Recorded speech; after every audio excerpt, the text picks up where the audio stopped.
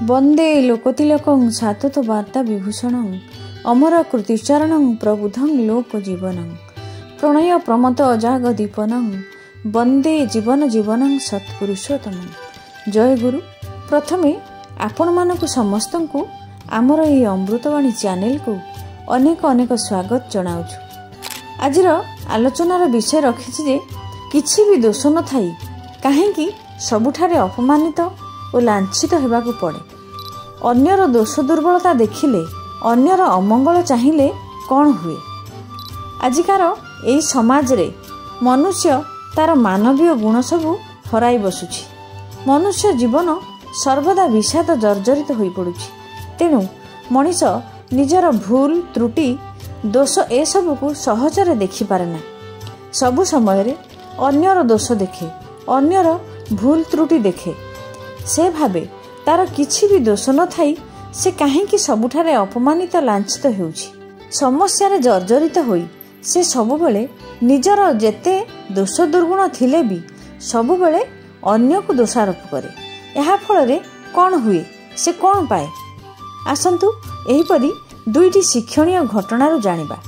जड़े व्यक्ति एयरपोर्ट जीवा पई गोटे टैक्सी भड़ा करी जाउछंती। टैक्सी ड्राइवर खूब मन खुशी रे टैक्सी चलाउछंती। मझिरे मझिरे गुणुगुणु करी गीत मध्य गाउछंती। हठात पार्किंग जगारू गोटे कार टैक्सी आग को चली आसिला। हठात एपरी परिस्थिति देखी टैक्सी ड्राइवर हड़बड़ होई टैक्सी सडन ब्रेक कसीदेले। किंतु दुखर कथा ब्रेक टी न धरी स्लीप करिगला। आउ ड्राइवर बालांस हराई टैक्सी टी को रोकी पारले नाही। किंतु सौभाग्यक्रमे गाड़ीटी किछि बाट आगकू जाई धीरे धीरे रहीगला। जहा हेउ गाड़ी रे बसिथिबा भद्रलोक जनक भगवान को अशेष धन्यवाद देले, अनेक कृतज्ञता जणाइले। भाविले एई ड्राइवर से कार ड्राइवर को मन इच्छा बकाबकी करिवे। किंतु देखागला वास्तव रे टैक्सी ड्राइवरंकर कौनसी प्रतिक्रिया नथिला। सेही दुर्घटना को कौनसी भ्रूक्षेप भी करू नथिले। तांकू देखि लागुथिला सते जेपरि किछि घटना घटी ही नाही। किंतु गोटिए विपरीत कथा देखागला। सेही कार ड्राइवरटीर संपूर्ण दोष थिबा सत्ते भी से आसी ओल्टा टैक्सी ड्राइवर को अकथ्य भाषा रे गालीगुलज करिबारे लागिले। किंतु टैक्सी ड्राइवर तांको कथारे कौनसी प्रतिक्रिया न रखी ओल्टा हाथ हलाई हलाई गाड़ी चलाई चलीगले। एही सब कथार देखणाहारी सेही भद्रलोक जनक आश्चर्य होई पचारिले, अच्छा बाबू, तुमर तो कौनसी दोष नाही, समस्त दोष सेही कार ड्राइवरंकर। किंतु से एते गाली देवा सत्ते तुमे ताकू किछि कहिलो नाही जे।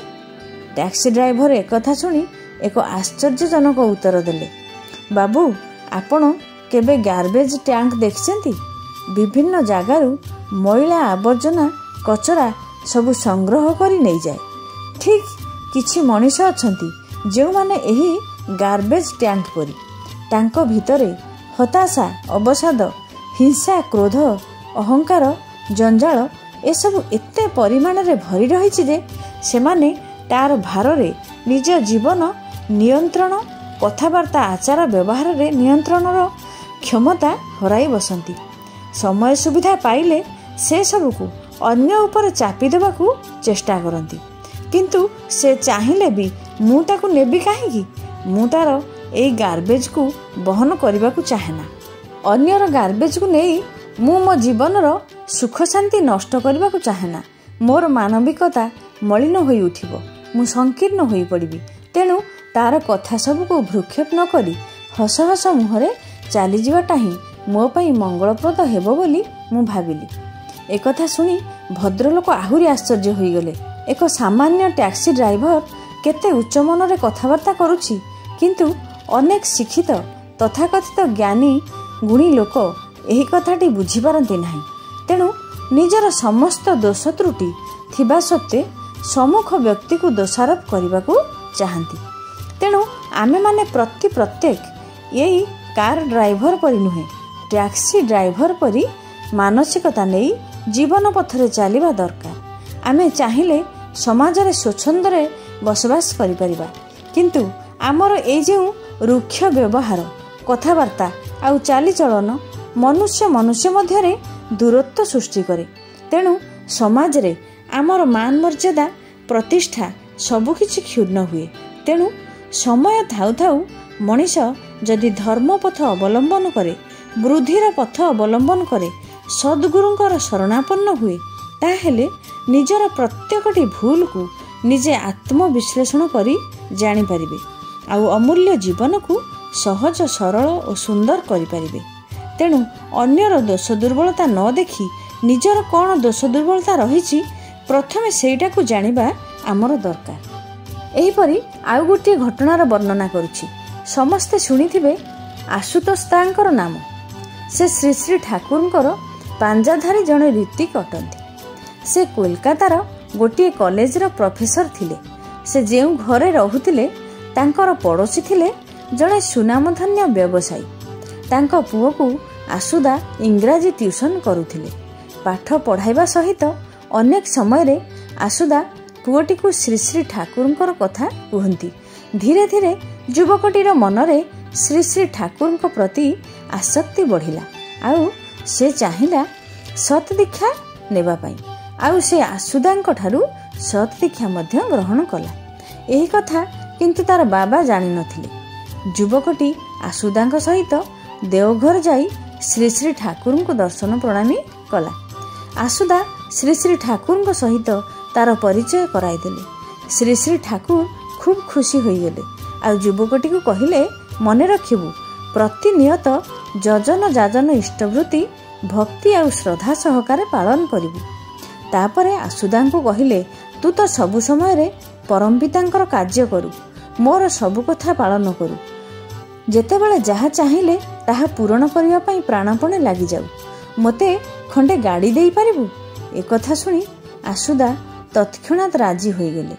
ଶ୍ରୀ ଶ୍ରୀ ଠାକୁର ପୁଣି କହୁଛନ୍ତି, ନାଇଁ, ତୁ ମୋତେ 2ଟା ଗାଡ଼ି ଦେଇପାରିବୁ? ଆଶୁଦା କହିଲେ, ପାରିବି ଠାକୁର, ଆପଣଙ୍କର ଯଦି ସେଇଟା ଆଶୀର୍ବାଦ ତାହେଲେ ନିଶ୍ଚୟ ପାରିବି।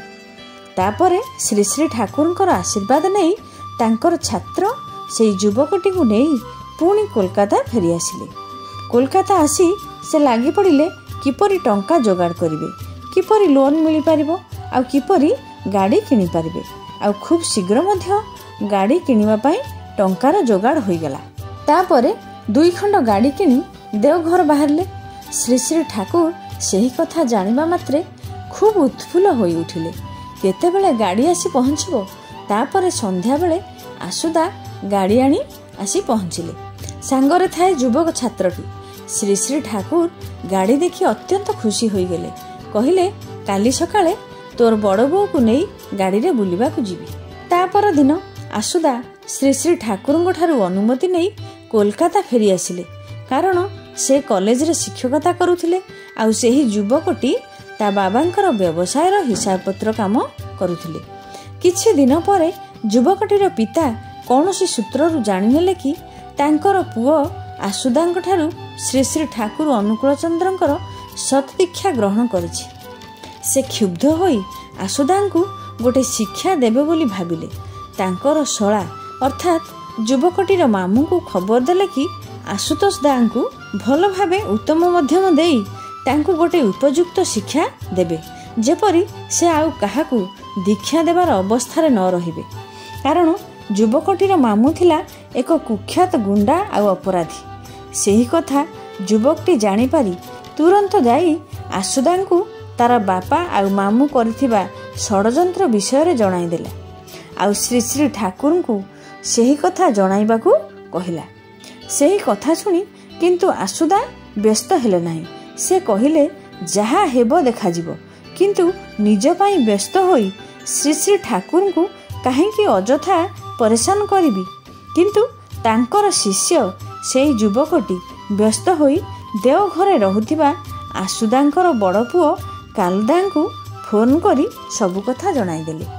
ସଙ୍ଗେ ସଙ୍ଗେ କାଲଦା ସମସ୍ତ କଥା ଶ୍ରୀ ଶ୍ରୀ ଠାକୁରଙ୍କୁ ଜଣାଇଲେ। ଶ୍ରୀ ଶ୍ରୀ ଠାକୁର ସବୁ ଶୁଣି ମୁହୂର୍ତ୍ତକ ପାଇଁ ଗମ୍ଭୀର ହୋଇଗଲେ। ମୁହୂର୍ତ୍ତକ ପରେ କହିଲେ, ଆଶୁ ଦେହରେ ହାତ ଦେବାର କ୍ଷମତା, ଏତେ ଆସ୍ପର୍ଦ୍ଧା ଏଇ ଭୂ ଭାରତରେ କାହାର ନାହିଁ। ତାକୁ ହତ୍ୟା କରିବା ତ ଦୂରର କଥା, ତାକୁ ସ୍ପର୍ଶ କରିବାର କ୍ଷମତା ବି କାହାର ନାହିଁ। ତୁ କିଛି ଚିନ୍ତା କରନା। ଶ୍ରୀ ଶ୍ରୀ ଠାକୁରଙ୍କର ଅଭୟ ବାଣୀ ଶୁଣି କାଲଦା ଆଶ୍ୱସ୍ତ ହୋଇ ଚାଲିଗଲେ। ପ୍ଲାନ୍ ମୁତାବିକ ଯୁବକଟିର ମାମୁଁ ଯେତେବେଳେ ଘରୁ ବାହାରିଲା ତାର ବ୍ରେନ୍ ଷ୍ଟ୍ରୋକ୍ ହେଲା ଆଉ ସେ ତଳେ ମୁହଁ ମାଡ଼ି ପଡ଼ିଗଲା।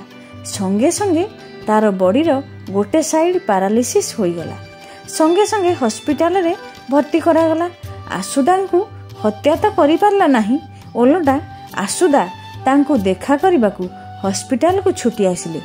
ତାକୁ ଅଭୟବାଣୀ ଦେଇ କହିଲେ, ମୁଁ ଡକ୍ଟରଙ୍କ ସହିତ କଥା ହୋଇଛି, ତୁମେ ବ୍ୟସ୍ତ ହୁଅ ନାହିଁ, ଖୁବ୍ ଶୀଘ୍ର ସୁସ୍ଥ ହୋଇଯିବ। ଏକଥା ଶୁଣି ଗୁଣ୍ଡାଟି ଆବାକ୍ ହୋଇ ତାଙ୍କର ମୁହଁକୁ ଅନାଇ ରହିଛି। ମୁଁ ଯାହାକୁ ମାରିବାକୁ ଯାଉଥିଲି ସେ ଆସି ମୋର ଆରୋଗ୍ୟ କାମନା କରୁଛି। ୟାଙ୍କୁ କ'ଣ ଡର ଭୟ କିଛି ନାହିଁ? ବୋଧେ ଏଇଟା ସତ ଯେ ଯିଏ ପରମ ପିତାଙ୍କୁ ଗ୍ରହଣ କରିଛି, ତାଙ୍କୁ ଭଲ ପାଇଛି, ତାଙ୍କର ସତନାମ ଗ୍ରହଣ କରିଛି ଆଉ ତାଙ୍କ ସହିତ ଯୋଗଯୁକ୍ତ ହୋଇ ରହିଛି, ସେ ମୃତ୍ୟୁର ଭୟ କରେନି। ସେଥିପାଇଁ ଶ୍ରୀ ଶ୍ରୀ ଠାକୁର ଦିବ୍ୟ ବାଣୀ ଦେଇଛନ୍ତି, ଡର ନାହିଁ, ମର ନାହିଁ, ପାରତ ମୃତ୍ୟୁର ଭୟକୁ ଅବଲୁପ୍ତ କର। ସେଥିପାଇଁ ତ ସତ୍ସଙ୍ଗୀମାନେ କେବେ ବି ମୃତ୍ୟୁ ଭୟରେ ଆତଙ୍କିତ ହୁଅନ୍ତି ନାହିଁ। ଶ୍ରୀ ଶ୍ରୀ ଠାକୁର କହିଛନ୍ତି, ଯିଏ ଅନ୍ୟର କ୍ଷତି କରିବାକୁ, ଅନ୍ୟକୁ ଅସୁବିଧାରେ ପକାଇବାକୁ ସର୍ବଦା ତତ୍ପର ହୁଏ, ସେ କିନ୍ତୁ ନିଜର ଅଜାଣତରେ ନିଜର ହିଁ କ୍ଷତି କରିଥାଏ।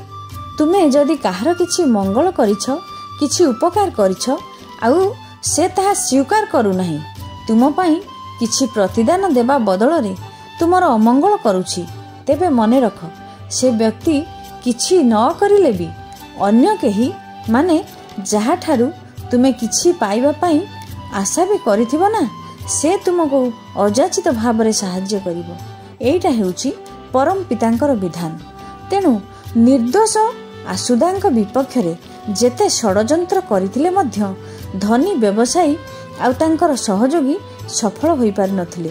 ଗୁଣ୍ଡାଟି ଅକ୍ଷମ ହୋଇପଡ଼ିଥିଲା ଆଉ ଧନୀ ବ୍ୟବସାୟୀଙ୍କର ବ୍ୟବସାୟରେ ଦିନକୁ ଦିନ କ୍ଷତି ହୋଇ ଧୀରେ ଧୀରେ ସମ୍ପୂର୍ଣ୍ଣ ବନ୍ଦ ହୋଇଯାଇଥିଲା। ତେଣୁ ଅନ୍ୟର ଦୋଷ ଦୁର୍ବଳତାକୁ ପର୍ଯ୍ୟବେକ୍ଷଣ କରି ସମୟ ନଷ୍ଟ କରିବା ଅପେକ୍ଷା ସେହି ସମୟକୁ ନିଜର ମଙ୍ଗଳ ଆଉ ଉନ୍ନତି ପାଇଁ ନିୟୋଜିତ କରିପାରିଲେ ଆମେମାନେ ପ୍ରତ୍ୟେକ ମଙ୍ଗଳର ଅଧିକାରୀ ହୋଇପାରିବା। ତାହେଲେ ଆମେମାନେ ଆଜିର ଆଲୋଚନାରୁ ସୁନ୍ଦର ଭାବରେ ଜାଣିନେଲେ ଯେ ଅନ୍ୟକୁ ସର୍ବଦା ଦୋଷାରୋପ କଲେ ଆଉ ଅନ୍ୟର ଅମଙ୍ଗଳ କାମନା କଲେ ଫଳାଫଳ କ'ଣ ହୁଏ। ଆଜିର ଆଲୋଚନାଟିକୁ ଏଠି ରଖୁଛି। ଶେଷରେ ସମସ୍ତଙ୍କର ପଞ୍ଚ ମହାବିଧ ଜୀବନର ମଙ୍ଗଳ କାମନା କରି ରହୁଛି। ଜୟ ଗୁରୁ।